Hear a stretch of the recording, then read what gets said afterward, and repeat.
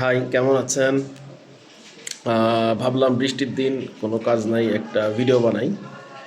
উম, আচ্ছা, main issue হচ্ছে কালকে দেখলাম যে স্পেনের এই স্কোয়াডটা ঘোষণা করার পরে সবাই একটা কথাই বলতেছে, এখানে রিয়েল মাদ্রিদের কোনো নাকি প্লেয়ার নাই। হ্যাঁ, রিয়েল মাদ্রিদের কোনো প্লেয়ার নাই, কিন্তু রিয়েল মাদ্রিদের কয়টা প্লেয়ার স্পেন জাতীয় টিমে খেলার যোগ্য, এইটাও তো একটা কথা। এখন একটাই প্লেয়ার হইতে পারে যে তাদের যে ডিফেন্ডার আছে হুইজেন, বাট হুইজেনের ফর্ম এত ভালো ছিল না যে সে কুবার্সি অথবা লাপোর্টাকে সে হচ্ছে করতে পারে, রিপ্লেস করতে পারে। সেই কারণেই হয়তো ডিলাফুয়েন্তে ইয়েকে বাদ দিছে।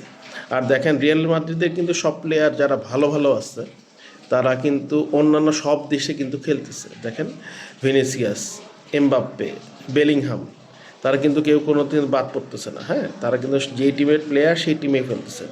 স্পেনের কয়টা ভালো প্লেয়ার রিয়াল মাদ্রিদে খেলে?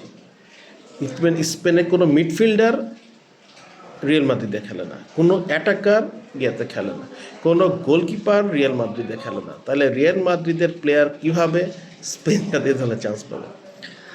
আচ্ছা, যাই হোক, স্পেনের টিমটা মোটামুটি ভালোই হয়েছে।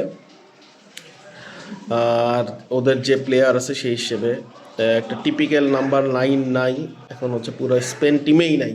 সেটা তো স্পেনের দেশেই নাই, লিগেই নাই, না হলে তো জোর করে তার বানানো সম্ভব না।